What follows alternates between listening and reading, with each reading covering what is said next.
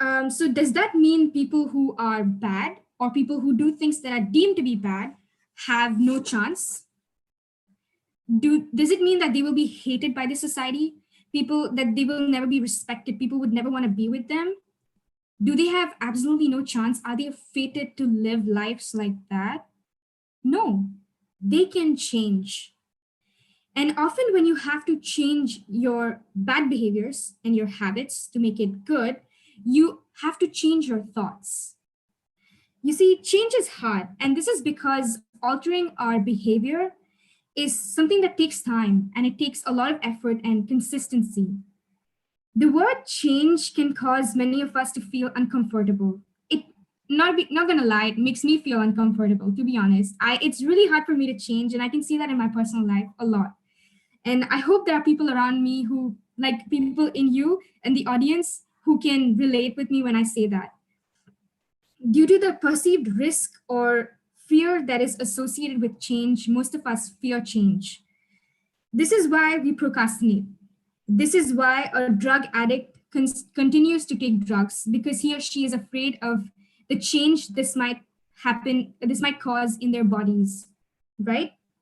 A renowned psychologist, James Prochaska, had proposed that we often find ourselves doing things to resist change because of the way we perceive change, because of the way we think about change.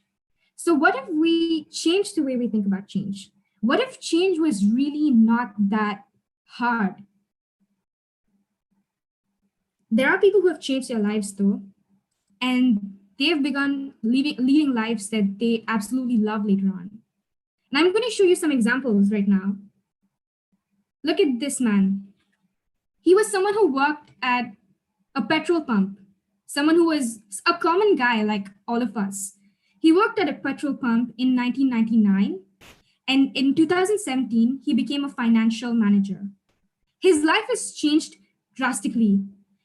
Of course, throughout his journey, he had to undergo lots of change, and he never refused it because he knew that in order to come from where he was to where he is today, he has to undergo those changes. So he embraced them, and this is where he is today. And I'm not showing you a picture of some huge personality in this slide, because I want you to know that this is possible for common people and it's possible for us. Look at this man. In the picture on the right, you can see him. He's quite fat, a bit overweight, right? But in this picture, he's so fit. He has the kind of body a lot of men might want to have, or even girls might want to have. Abs, right? Before 1 year, he was like this. And in just 1 year, he has changed his body, he has transformed. And that's a big transformation. 1 year of consistently effortful work. Now let's look at India's Prime Minister. He used to be a person who sold tea. And look at where he is today. Everything that he did in his journey might have been painful. It might have been hard, but he did not refuse that change. And that is why he is where he is today. So I would like to leave you with one final thought. In order to change our behavior, we need to change the way we think. We need to change our thoughts. So let's start this meeting with this thought and know more about the change of mindset or thought from our guest speaker, Nahid Khan. She is a master practitioner of NLP or neuro-linguistic programming. She's a transformational mindset coach, and a CEO and co-founder of the company Umbrella of Future Wits. So let us all now hear the wise words of Nahid Khan. Over to you, ma'am. Oh, let me unmute you.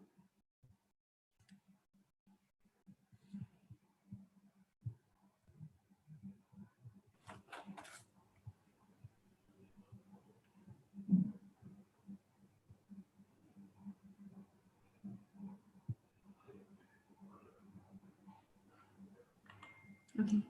Thank you, Ria. Lovely, lovely, lovely presentation. Seriously, very, very good. And I love the words that you have said. You can hear me, everybody? I can hear you, ma'am. I think most of us can. All right, okay. Oh, good, great. So yes, exactly. Just going back again, Ria, it was a great presentation. And I love the words that you've said out here, because that is something which a lot of people hesitate on speaking, you know. Everybody wants change, but nobody wants to be the one to start it. But let me tell you something.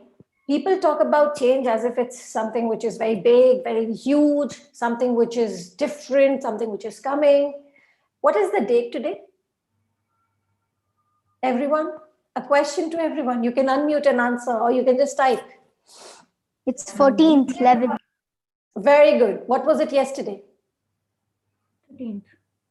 13th.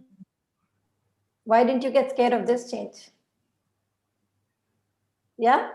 It changed from 13th to 14th, right? It changed from Friday to Saturday. We live with change. Every year, your age changes. You celebrate that. You don't get scared about it, do you? You don't say scared about thinking, oh my God, my birthday is coming and I'm going to change. I'm not going to be 10 or 11 or 12 or 15. I'm going to become a big one. I'm going to become 16 or I'm going to become 17. Do you think that? Do you start getting worried about it? Or are you excited? I mean, I think people, especially kids, they wait to become a teenager and then they wait to become 17 and then they wait to become 18 because then I'll go to university. I can go out with my friends. I'm excited. Yes, exactly right. You get excited about that. So what changed when it comes to talking about changed? You know, when we say the word, oh my God, we have to change, what makes you scared? Because you're anyways, every day, you're living it. You're going through it. Every year you celebrate change. It's the mindset. You know, okay, I'll give you a small presentation here without any PPTs. Just keep looking at me, okay? You all have a conscious mind, the thinking mind, the one which is here. Yes, exactly, Ryan. I can understand the excitement of getting that license. Freedom, getting that car by yourself. Coming back, this is your conscious mind, the mind which thinks, the mind which is creative, all right? And then we have a small mind here, which is your subconscious mind. Now, the subconscious mind is actually the huge one, because from the time that you've been born till today, count how many days. If you're 10 years, then 3,656 days, right?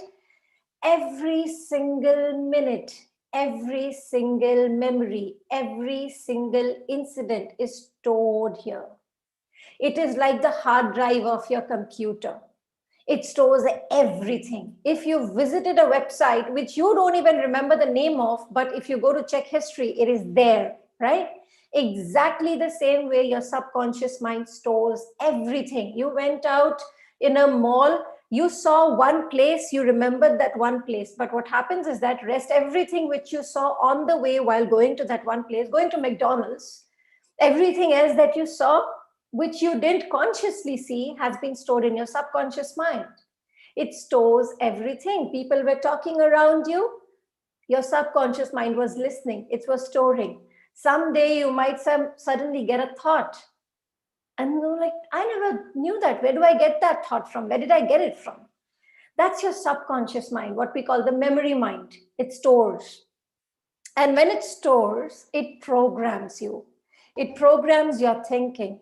Ria gave a very, very good introduction that if you change the way you look at things, the things that you look at change.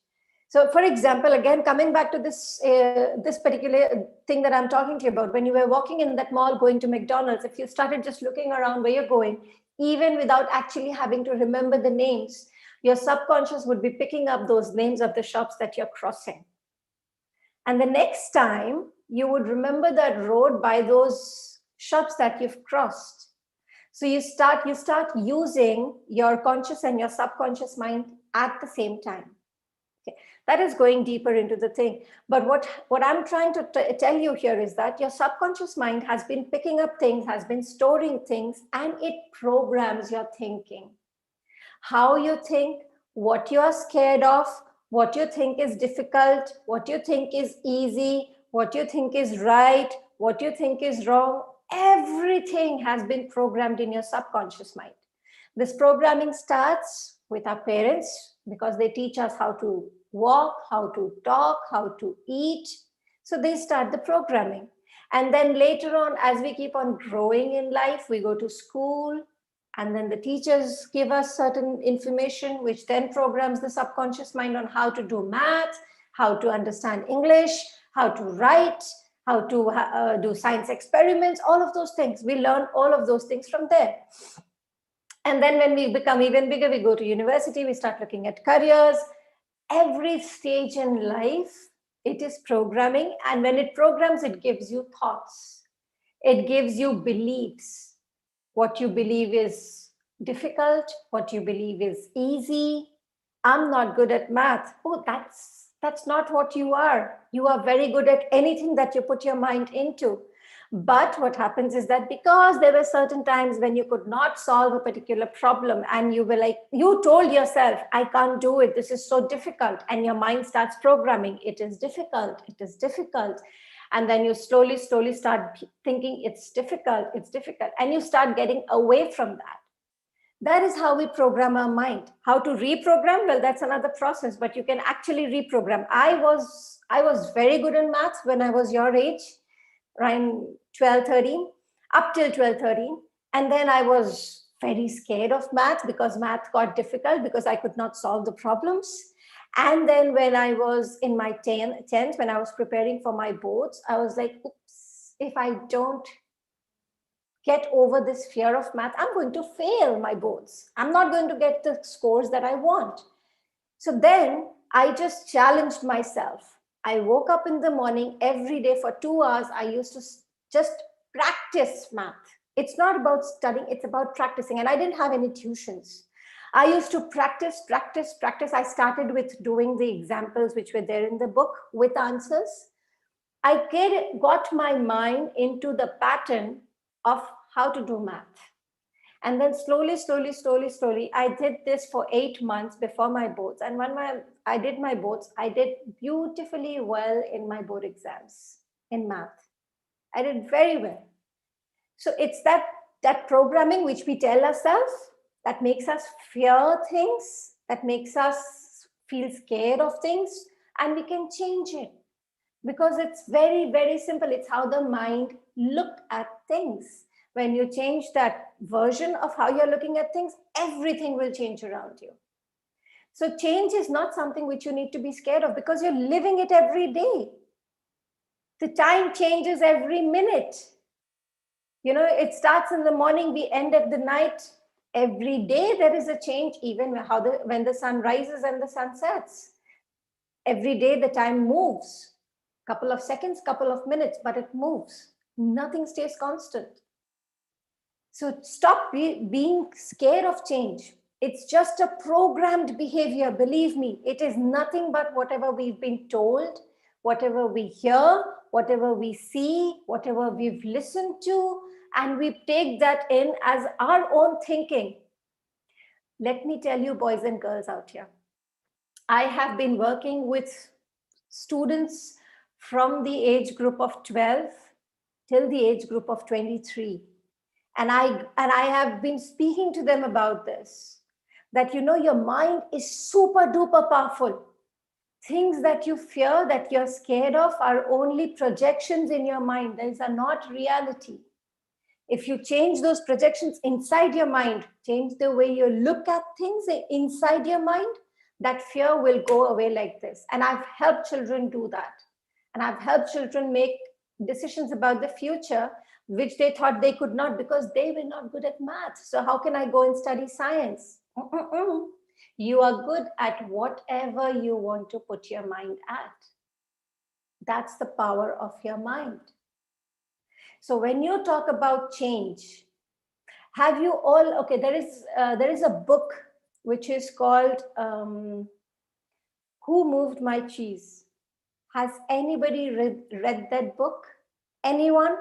Oh, you have, honey? Ria, you have. Very good. Very good. Have you shared it with the group, guys? Nobody has shared it? Let me quickly share it with you then. In that case, I have a small video, which I believe you guys are gonna find very, very informative, because it really shows you change in how change is there and how we are all living it every day. But we still feel a little scared about it. Just give me a second. Oh, you have not read it. Okay, Mohit, just give me a second. I'll just show it to you right now.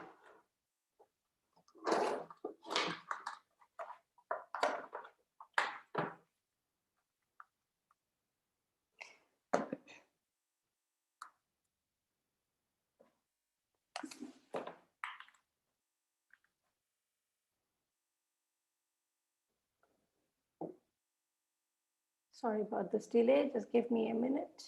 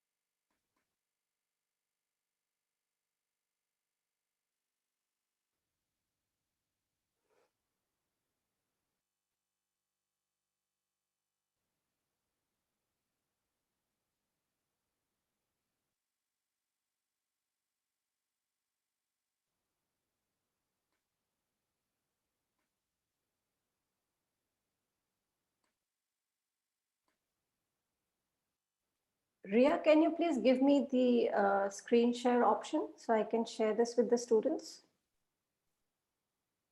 Do you believe I have enabled it. could be trained potentially to set? I'm sorry? I have enabled the option. You can share. All right. All right. Thank you so much. Just give me a minute.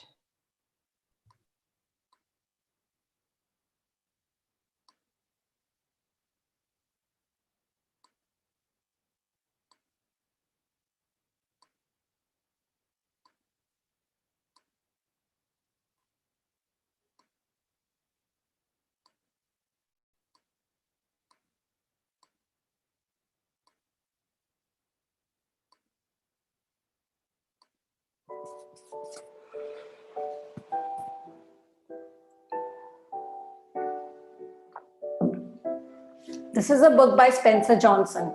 Who Moved My Cheese is a fable about 4 characters who live in a maze and they all love cheese. When the cheese disappears, Scurry and Sniff enthusiastically head out into the maze to find new cheese. On the other hand, Hem and Haw feel betrayed and complain. They waste their time and energy hoping the old cheese will return. Haw realizes the old cheese won't return, so he sets out into the maze in search for new cheese. He writes what he learns on the walls, hoping that Hem will follow him. Eventually, he discovers new cheese and sees that Scurry and Sniff were already there. Cheese is a metaphor for what you want to have in life. It could be a good job, loving relationship, money, or health. The very core message of the book is this: things constantly change, so we must adapt. The quicker we adapt to change, the more satisfied we'll be. With that said, let's cover the key lessons by looking at a real-life scenario. Tim was an author and sold books on Amazon. He got paid $5 every time someone bought his book. This was his cheese. He loved his cheese. But recently, Amazon made a change to their way of paying authors. They introduced a new program called Kindle Unlimited, where customers could download his book for free. The catch is that he only got paid for the amount of pages that customers read. He didn't like this. His sales were dropping. He got angry at Amazon for taking his cheese. He spent weeks sending nasty emails to Amazon about why they should give his cheese back and complaining to his friends. And then there was Dave. He was an author as well. Instead of complaining, Dave sought out new cheese. This brings us to lesson 1. Change happens. They keep moving the cheese. Dave accepted that change is inevitable. Amazon is constantly updating their business systems to meet the demands of their customers. Lesson 2. Anticipate change. Get ready for the cheese to move. Dave expected things to change, so he was not surprised when Amazon changed their payment system. Lesson 3. Monitor change. Smell the cheese often so you know when it's getting old. Dave was able to anticipate change because he kept up with the latest news about Amazon. He talked with other authors and paid attention to the frequent emails Amazon sent him. Lesson 4. Adapt to change quickly. The quicker you let go of old cheese, the sooner you can enjoy new cheese. Dave knew that hanging around and complaining would not change Amazon's payment system, so instead he quickly adapted to the change. Lesson 5. Change. Move with the cheese. To adapt to the change, Dave thought of ways to boost his sales with the new payment system. Through brainstorming and creative thinking, he was able to come up with several techniques that would encourage the reader to read more pages in his books. One technique was to combine books that weren't selling into one that was. That way, the reader was likely to read everything. As a result, his sales began increasing again. Lesson 6. Enjoy change. Savor the adventure and enjoy the taste of new cheese. Dave was happy that his work paid off. His success didn't end there. He created an online course to teach people how they could adapt to Amazon's new payment system, and it sold like hotcakes.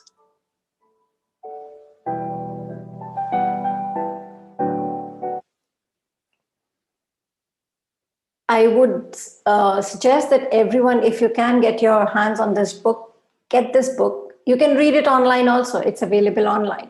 But read this book. It's very interesting. It's about, as they said, about the 4 characters. 2 are mice and 2 are humans. But it talks about how change is constant and how we should always be looking at anticipating it and embracing change. Now, coming back to the power of the mind. This is from where we start fearing change. And this is exactly from where we can stop fearing change. See, when the mindset that we are talking about, I am a mindset coach. What is mindset? Mindset is a collection of thoughts and beliefs. All right. What are thoughts? What are beliefs? Thoughts, things that you think about, things that come into your mind. From where do they come into your mind?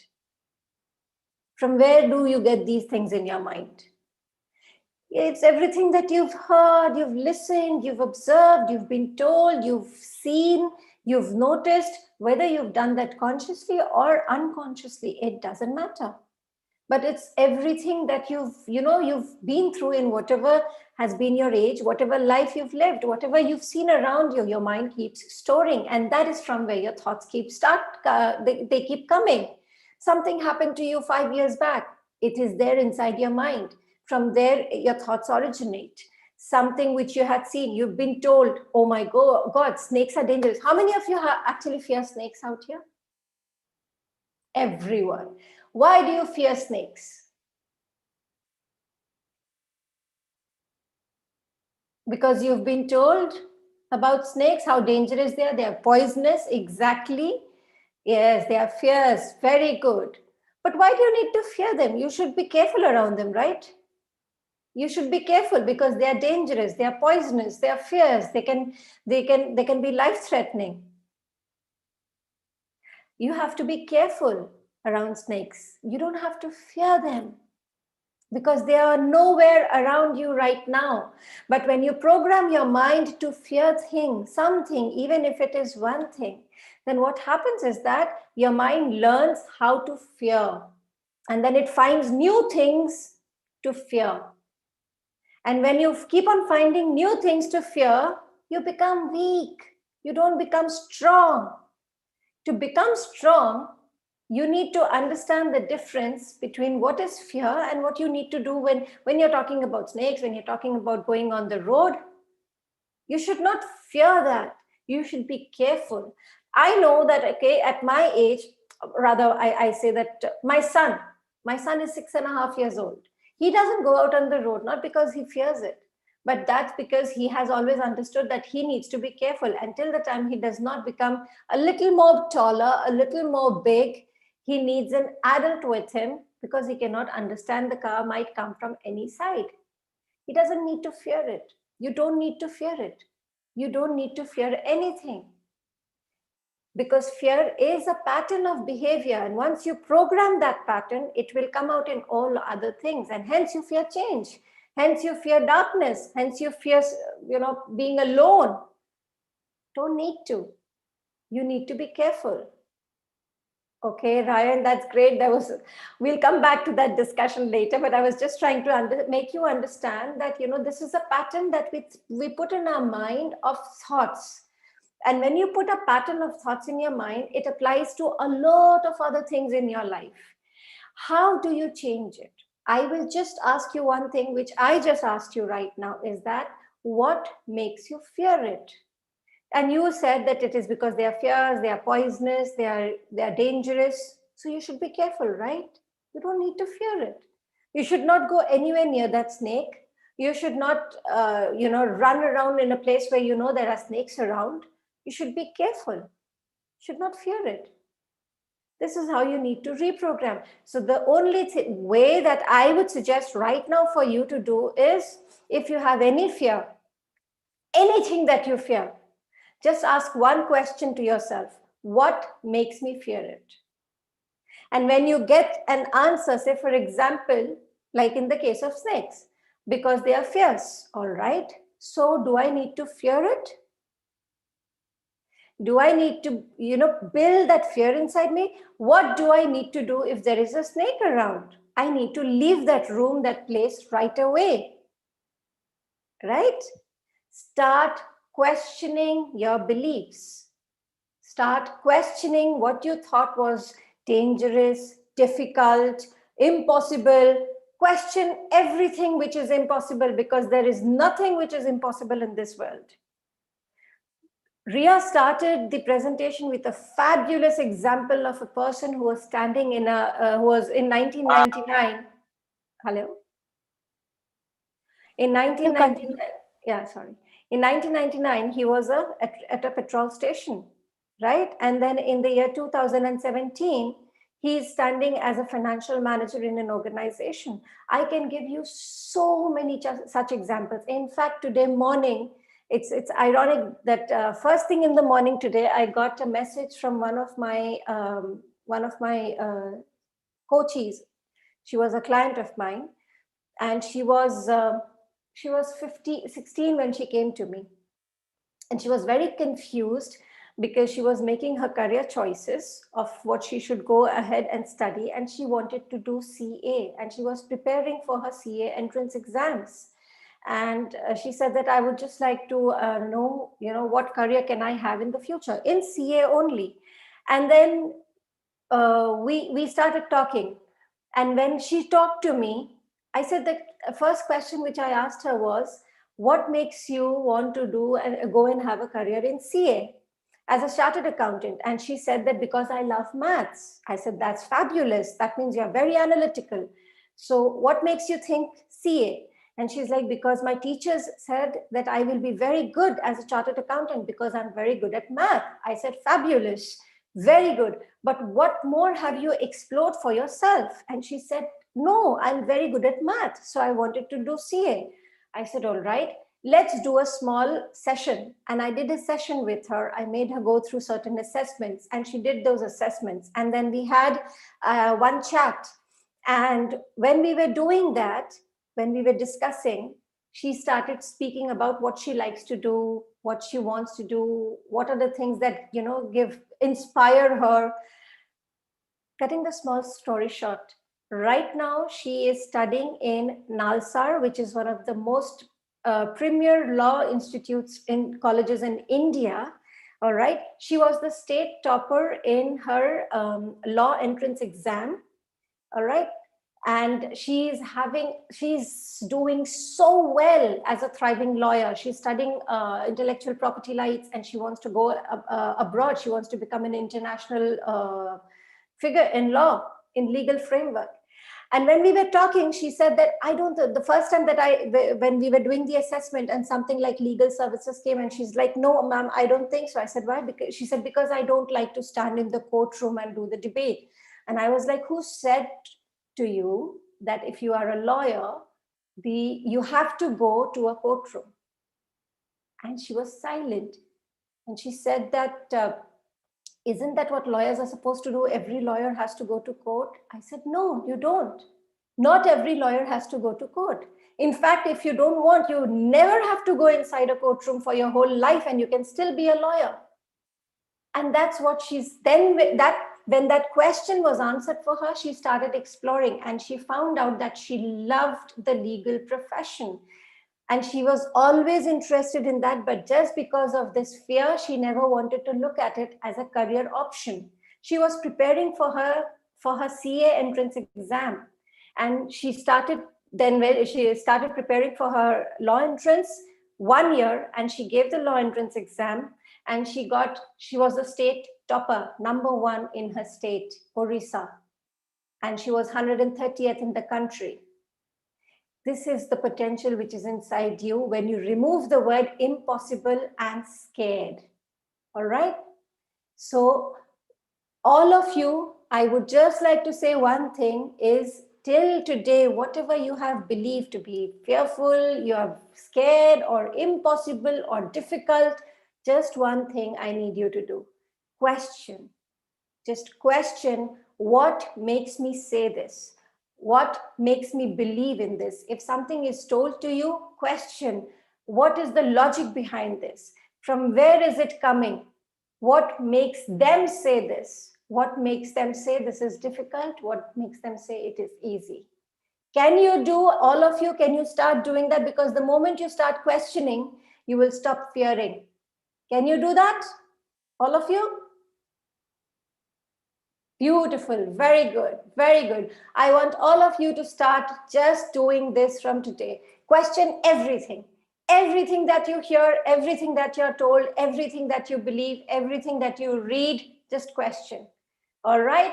And change is something which happens every day. See, we started at 3, it's already 3:41. Time changed. All right? So don't fear change. Live the change, enjoy the change, live in every moment, because every moment you're creating history, which is being stored inside your subconscious mind.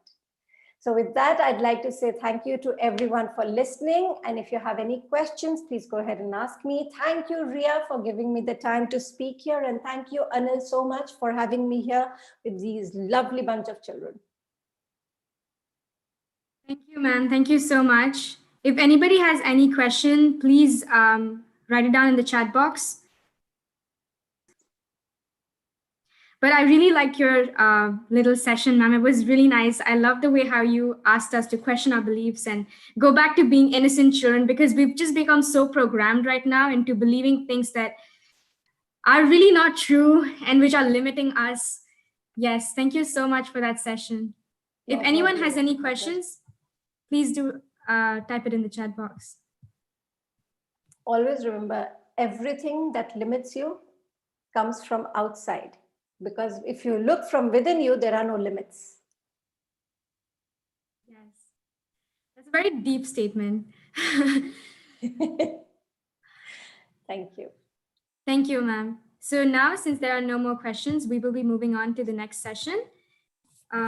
So now I'm going to pass on my time to Ridha, who is a 10-year-old girl who enjoys drawing and painting. She has her own YouTube channel and posts videos of her interest.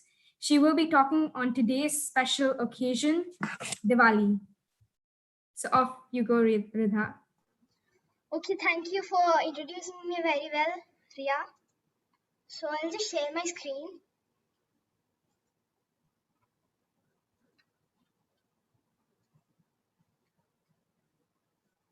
I hope you can see. Yes, we can see. Go ahead. Hello, good evening everybody. I'm Ridha Shahan from Riyadh. I hope you all know that India is called as the country of festivals. In every festival, the main highlights are oil baths,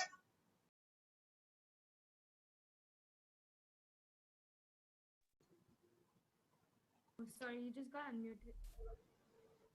Go ahead, continue. Okay, sure.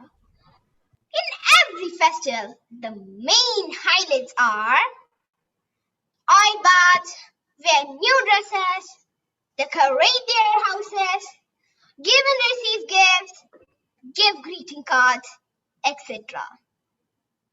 Food is the main point of attraction. We all celebrate many festivals in India.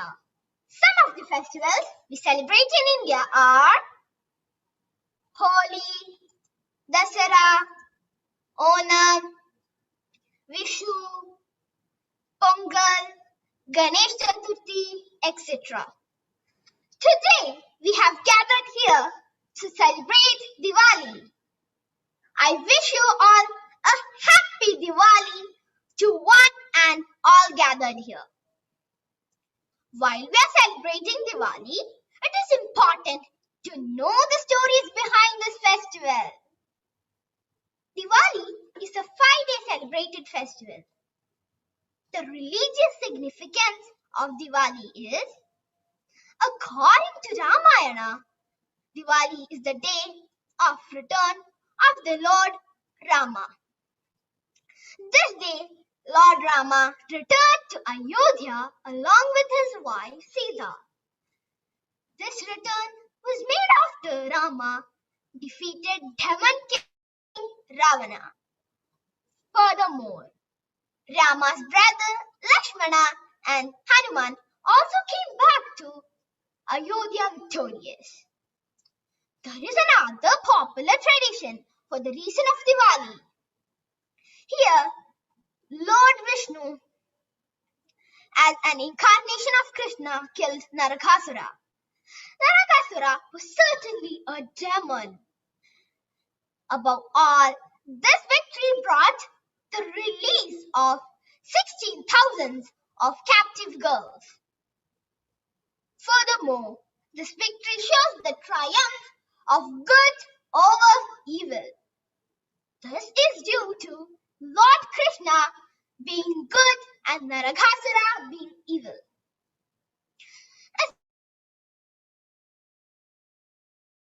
Is the belief of many Hindus. Lakshmi is the wife of Lord Vishnu. She also happens to be the goddess of wealth and prosperity. According to a legend, Diwali is the night of Lakshmi wedding. This night, she chose and wed Vishnu. Eastern India Hindus associate Diwali with goddess Durga or Kali. Some Hindus believe Diwali to be the start of a new year. The spiritual significance of Diwali. First of all, many people try to forgive people during Diwali. It is certainly an occasion where people forget about disputes. Therefore, friendships and relationships get stronger during Diwali. The hatred feelings from their hearts. This light festival brings peace to people. It brings the light of the peace to their hearts. Diwali certainly brings spiritual calmness to people. Sharing joy and happiness is another spiritual benefit of Diwali. People visit each other's houses during this festival of lights. They do happy communication, eat good meals, and enjoy fireworks. Finally, to sum it up, Diwali is a great joyful occasion in India. One cannot imagine the delightful contribution of this glorious festival. It is certainly one of the greatest festivals in the world. Once more, I wish you a happy Diwali. Thank you. Thank you, Ritha. I bet there's a lot we took away from that presentation. So Now, we would like to move on to the next program. So today we also have another special person who is joining us from Bangladesh. She is an avid book reader who was a part of the book reading competition and also got certified under British Council. She loves meeting new people, especially kids. She has often been presented on TV shows as she has chosen to be a part of ceremonies arranged for kids from the age of 6. In her free time, she draws and edits videos. She also enjoys doing crafting. In future, she desires to become a computer scientist. I present before you Zara Rahman.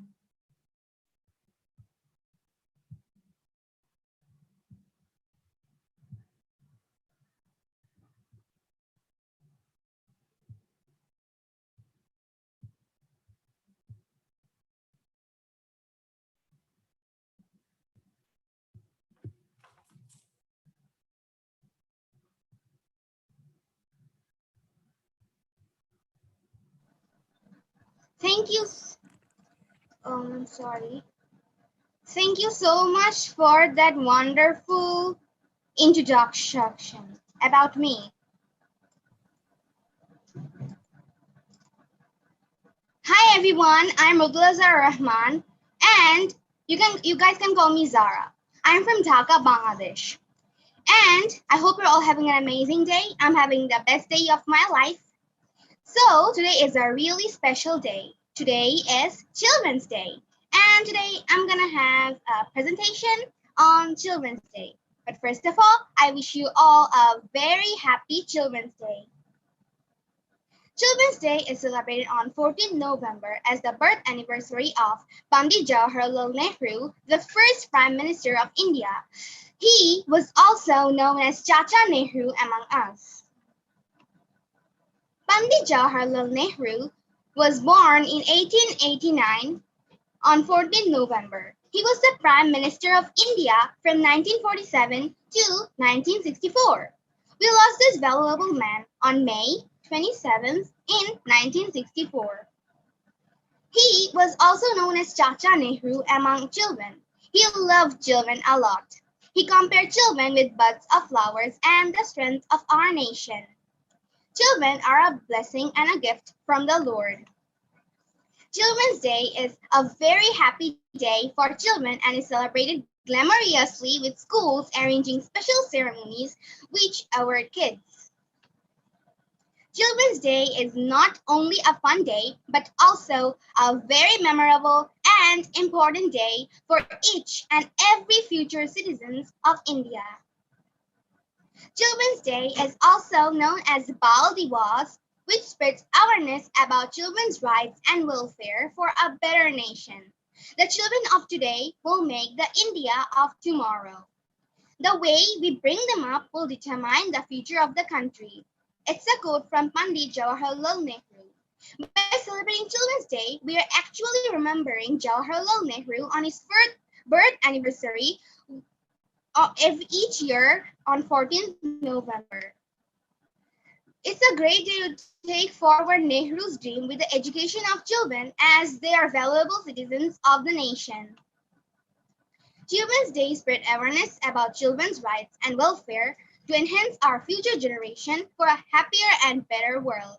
We also have to make sure that children get their rights fulfilled, enjoy their childhood, can go to school for education, and are not forced for child labor as they are not meant for it. Feeding a poor child is not charity, it's our obligation, it's our responsibility. Enough is enough. Let's stop child labor. Children are born to learn, but not to earn. World Children's Day is celebrated on 20th November each year. On this day, schools organize competitions of art, singing, and many other which our children and make them happy as well as inspired. Each and every children wait for this day to come really eagerly. So on this Children's Day, we pledge to ensure a very happy childhood to every single child of the nation so that they get equal rights, safety, and girly education. With this, I want to conclude my speech as it's Children's Day. Smile and be happy all the day. Let's forget and let's forgive. Stop the fight and let us live. Let's remove the pain and sorrow as we are the future of tomorrow. Thank you everyone for joining me during this presentation. And once again, I wish you all a very happy Children's Day. Bye-bye. Yes, stop share.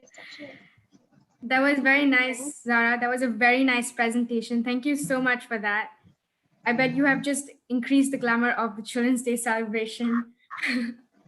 So now, next we have a game session, which will be held in breakout rooms. So for the audience joining us on YouTube, this will be an end of the session for y'all. Thank you so much for joining us. I hope you enjoyed our program till now. I hope you got inspired by the different speeches that we had. And I'll see you next week.